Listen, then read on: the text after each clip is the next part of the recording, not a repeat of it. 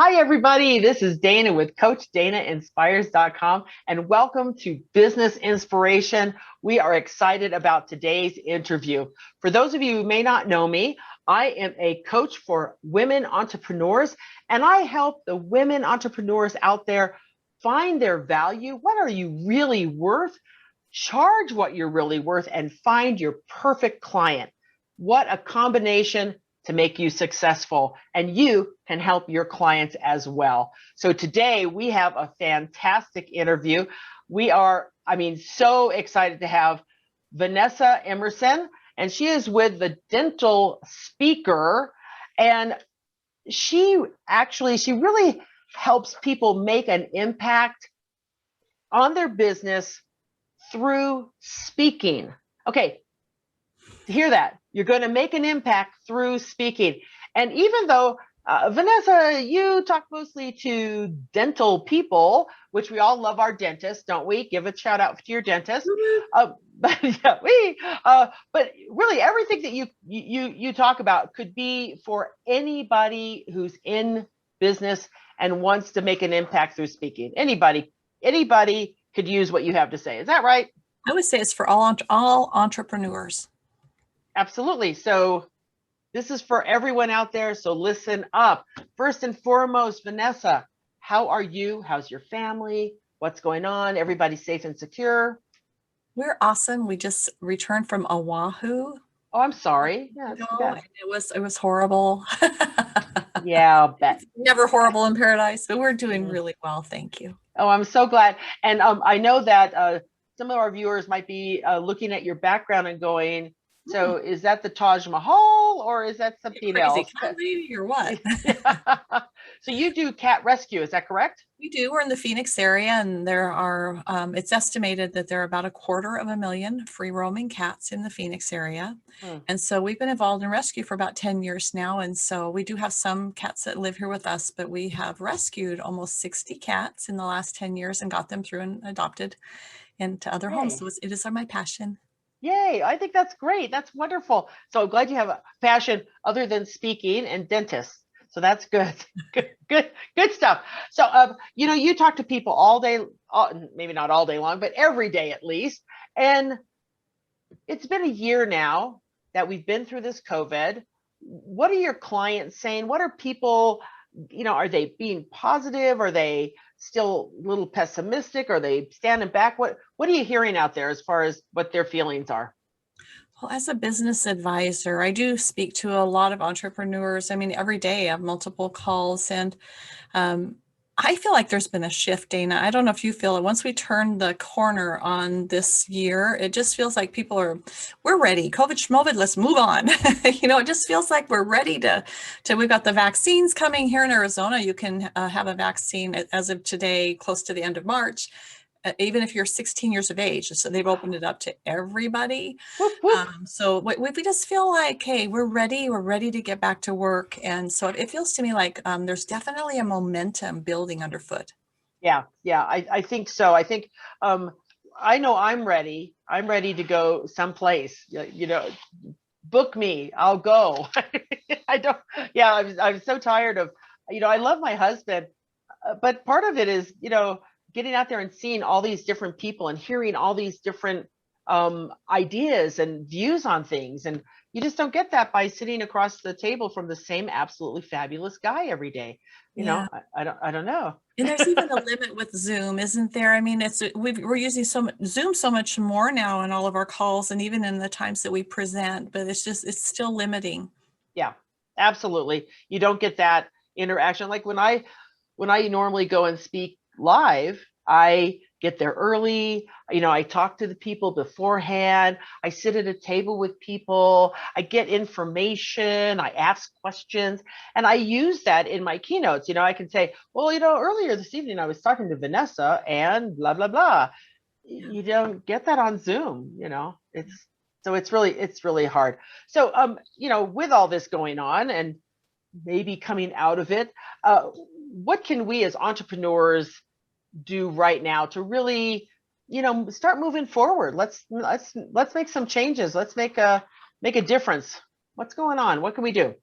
I think my answer to that, my thought, we live in this world of more than one right answer. Like Mark LeBlanc is a business coach that we both love and have learned from, and he uses that statement, more than one right answer. I think for me, the right answer is the same as it would have been last March. We have to be creative. We have to know what is the pain point, what is the problem or the challenge that our clients are facing, and then we Mhm. need to look at our offerings and we need to be creative, because what we used to offer doesn't necessarily apply now. So similarly, and I think even this March is different than last March, right? Because now we've had a whole year of experience. And so now as people are regrouping, it's just really important to not get stick in our rut and the same old, and look to make sure that, and really kind of have your finger on that pulse to make sure that you're getting the results that your clients need. Yeah. Yeah, I like that, Vanessa. I think it's important. Yeah, be ready to look around, be ready to change, be ready to move in a different direction. I think it's important. Yeah, I love that. Yeah. Well, I know that you believe that every challenge that's out there, which this past year has truly been one of those, but other challenges as well. Most of them are much smaller than what we've just been rocking and rolling through. So all challenges represent, a new opportunity, which I love that attitude. Instead of it being a bummer, it's an opportunity. So what was the most surprising opportunity for speakers and consultants that's really taken place from this shutdown? And then what are the changes that you see in the industry for 2020? Hmm. Um, I had always had the understanding that as a speaker, we need to be hired to speak in a meeting, right? Well, what happens when we don't have meetings? What happens when our meetings either are not happening or they've gone to a virtual format? And we, as entrepreneurs, where speaking is so important to be seen as it's a marketing activity, right? So the way we get out there as influencers and thought leaders. What can we do? I saw a couple of different replies to this situation through the last year. Some people just, and no judgments, it's all right answers, right? We're all making our own choices, but some just decided they'd do something else, which is an absolute right answer. Some decided, well, I'm just not going to be able to speak until meetings come back. And for me, the big surprise was how easily our audiences converted to this virtual format, and the amazing opportunity that self-sponsored events offered us and will always offer us now going forward. To me, that was my big mind blowing, because I've been 20 years now working with speakers in the dental industry, which I think is very similar to all industries with speaking. For many years I've been telling them, you have to get hired, we have to get you the right speaker packet, it needs to be created the right way, which I still believe it makes sense for what our meeting planners need in our industry. They need a certain thing. But to just even be able to, and I love our meetings. I'm not trying to say don't come back. I love our meetings. I'm a groupie of meetings. Like I cannot wait till we're back in person fully. And I love our planners. Love, love, love our planners. And there's no reason for any entrepreneur to be able to say, well, I'm just not getting hired now. They can now offer with confidence, create their own workshops. In fact, this past year, I created a workshop on how do I create my own workshops, right? I was listening to what my clients were needing, and I was coaching them one-on-one. I thought I need to start doing some group workshops on this. It's again about being creative and Yeah. about, seeing where there's an opportunity. But I really see for each of us an opportunity to do partial day, full day, or even 2-day workshops. I have my main workshop that I offer is a 12-hour. It's over 2 days Mhm. virtually, 3-hour morning, 3-hour afternoon with a 2-hour break both days. And so it's not like 12 hours of straight sitting, right? You have to Yeah. find something that works with, some good breaks in the middle to get up and be comfortable, and a bio break or whatever we want to call it. And then our potential clients or our clients that come to those workshops are then able to still get what they need, and ultimately you're then able to enroll them into higher level programs. And that was my big aha, that it changes everything. Right, right.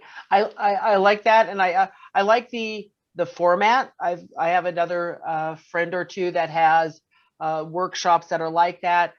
3 hours, a nice break, so you have time to think about what you just learned and think about what make notes. What can I do with what I just heard in there? And then come back and leave early enough to where you're not so stressed out that you're not listening anymore. And then move that in to more business. It almost seems like duh, but that's why people need us. Well, and That's that's why a they whole that's like a whole coaches. other thing we could talk for an hour on. Like, how do you seed your conversation so that whether you're speaking at a meeting, maybe you're speaking for your local Kiwanis club, or like you're actually hired to speak at a convention, or you do your own self-sponsored workshop. There's strategies for giving things away, or giving away time, or giving away a worksheet or something digital that you can email them. There's so many strategies on it, being able to harvest email addresses and get their contact and be able to enroll them at a higher level into your programs. And so what I think the big thing, and I think you asked me, like, going forward within moving forward into 2021. We're starting to see in dentistry our meetings come back. One of our majors just held a hybrid meeting. The Hinman Dental meeting just held theirs very successfully in Atlanta. And I think they normally get around 30,000 people. It's a really good sized meeting. Wow. Mhm. Wow. So we're starting to see some of our meetings start to put their toe in the water with bringing people back in. Certainly, we held the conference that I offer in January is only about 200 people, but we still were in person and virtual, what I call hybrid, with masks and no COVID cases. We're starting to see that people are coming back to that. But I want to also remind everyone that yes, it's a both and.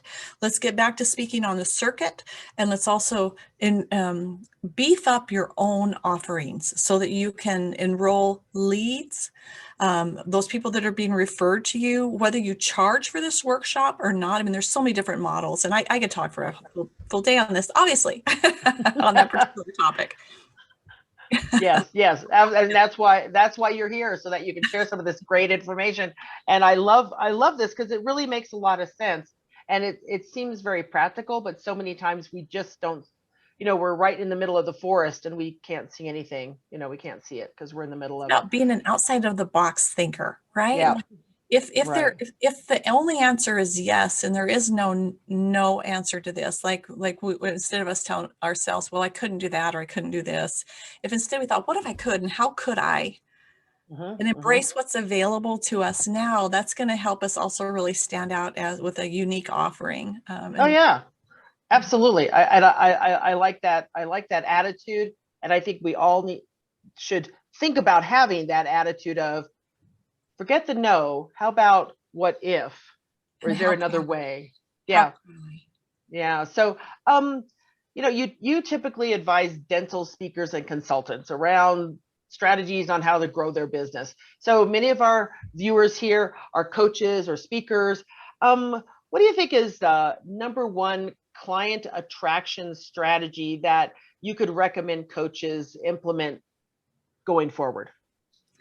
There are so many, aren't there? There's a myriad just around social media. There's email, there's blogging, there's webinars, there's podcasts. There's just so many. Um, if you want to be known as an influencer, thought leader, and expert, in my mind, the only, not the only, but the very best way to do that is to take a stage, to take the platform, Yeah, to be seen as a speaker, to be at the front of the room, or the person who's guiding this self-sponsored workshop, to be that expert. It's just like writing a book, right? Once you write a book, whether anybody ever reads it or not, they already think differently about you, right? Because right. you're an author. It's like this, oh my gosh, they're an author. And it's similar, and then even more impactful for our audiences when you get up there and you just kill it, when you really deliver and there's transformation and you do such a great job. I really think this is more of a strategy for growing a business than an end goal. And what I find for many of the dental professionals that I work with is they come out of the practice and want to move into this, or they're still working in the dental practice and want to become a speaker or consultant. They look at it as I want to be a speaker, as if it's an end goal, but it's really, I picture it out here on the front end. If you were to picture there were like a divider here, and the back end are like all your different offerings, like you might have workshops and books and other things you sell. Like there's this tiered approach where the dollars get higher and the fit gets better the higher we get to. So Yeah. on the front end, we're talking about all these client attraction strategies like social media and all that. I put speaking out there solidly. I want you to earn money as a speaker. I'm not saying it should be free as like a lot of the things we do for client attraction. I definitely want people to earn money. And in dentistry, we can earn some pretty decent honorariums. It's so someone could earn a fair amount, but no one's ever going to get wealthy in dentistry Yeah. just off speaking honorarium. So just off Right. the fee that we charge. And I think that's a mindset shift. I see it as two different approaches. One is you, the expert who has, let's say you are an artist and you teach other people how to paint. We're leaning into a conversation we had earlier. And so I might want to just give back to my industry, and I might want to offer some free courses that people can come and take. Okay. Or I might want to speak at meetings when they ask me to speak at meetings, but I'm not really going to create a business around it. Right. If you are an entrepreneur who's trying to make money, we need to be in this other camp. We need to be thinking that our speaking is our marketing, not, and I want to really emphasize this, not that we would ever get up and market ourselves. It's subtle, right? We're getting there, we're coming as an expert or a thought leader, and we're teaching, we're sharing, we're giving, we're nurturing, we're giving this information.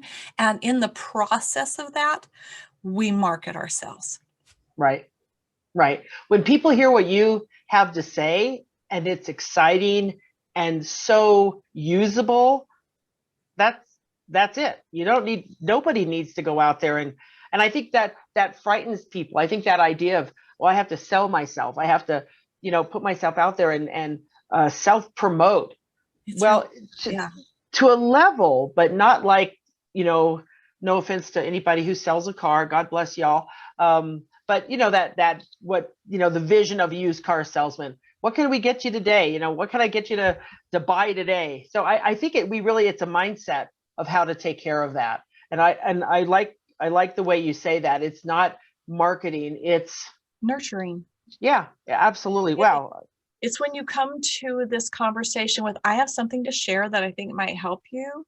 And here's what worked for me. This is not the only way, but this is what worked for me. And I'd be happy to share with you what worked for me. And this is the specific about how you get there. We're not going to dangle a carrot and jerk it back and, oh, you've got to buy my next workshop in order to do that. No, we're going to show them.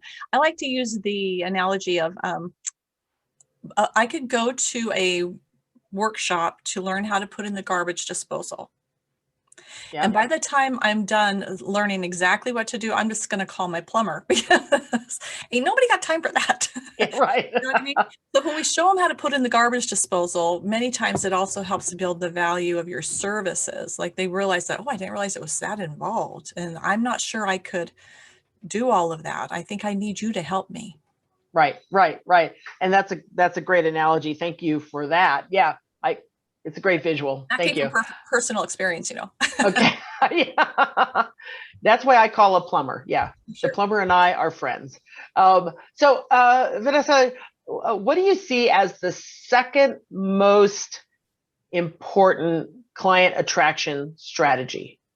Okay, so we have speaking as our first, whether it's a, whatever format that takes to get out there as an expert. The second one is one that I've seen from multiple coaches. Mark LeBlanc, they'll mention again, that I know we worked through, has a similar strategy to this. I call my bountiful harvest. It's like every business coach I've worked with has something like this. And I think that there's something to that. The fact that we all have something like this. It's basically the importance of networking. Okay. And the importance of staying connected to the people in your life, your clients, your past clients, the leads, I find I'm a marketer, hardcore. I'm a marketer through and through. That's how we started my business and will always be. Speaking's marketing. Everything's marketing. I really believe everything is marketing. What we're doing today is marketing. Yeah, absolutely. So now I get myself off on that, trying to think like I got off track on what was I say about my bountiful harvest. So Yes. So I think we can get excited about, oh, I need Kajabi and I'm going to do LMS. I'm going to make money overnight in my sleep. And I'm going to get this email marketing. And I'm going to put all these social media things up. And it's like all this to like get out to the masses. Mm-hmm. That's a much harder way, I've found in 20 years. That's a much harder way to make money. Not that we shouldn't do that. I do that too. And I think it's important to have some of those strategies at play. Yeah. If you want to make money fast, if you want to keep the roller coaster consistent, it's about including a strategy. Just like in dentistry, we floss our teeth every day because in the long run, that gives us better results. Similarly, if every day we employ a strategy of reaching out, Okay. our current clients, our past clients, our current leads, our past leads, meeting planners we've worked with. In our industry, we work with sponsoring partners that are corporations that help pay for our honorarium. So I want to stay in front of my partners. I want to stay in front of those people who refer me. I want to stay in front of my referrers. I want to stay in front of advocates. Now, in my mind, that's a little different. Somebody who advocates for me doesn't necessarily, like they might be out there saying, oh, this is awesome, but they aren't necessarily referring people to me. I'm going to put my referrers at really high up in my mind as far as people I want to stay in front of.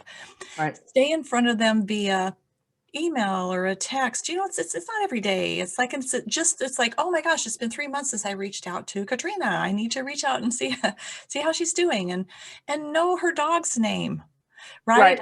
And know that they've got kids and they just took a vacation to Oahu, or they just, it's about being personable. That's that networking aspect, but it's also about being purposeful because we're busy, right? We're busy people. Yes. We don't want just ever, to be saying like, hey, let's chat sometime. It's more of a, hey, how are you? How are the kids doing? Did they have a great summer vacation? Would really love to touch base with you and hear what's new in your world. I have a new workshop that I thought might be of interest to you.